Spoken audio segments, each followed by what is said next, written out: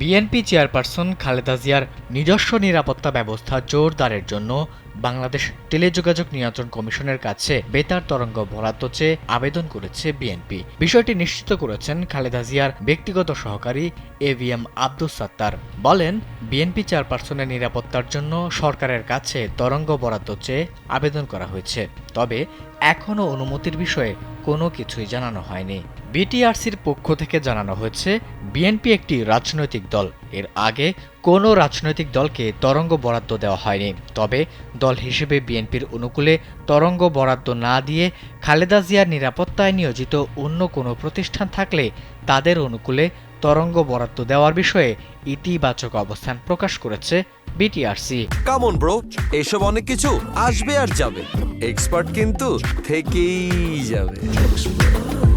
বাংলাদেশ টেলিযোগাযোগ নিয়ন্ত্রণ আইন ২০০১ এর ধারা ৫৫ এর ১ অনুযায়ী নিরাপত্তার স্বার্থে বা অন্য যে কোনো কারণেই হোক বেতার জাতীয় যন্ত্র আমদানি ও বেতার তরঙ্গ ব্যবহারের জন্য বিটিআরসির পূর্বানুমতি নেওয়ার বিধান রয়েছে।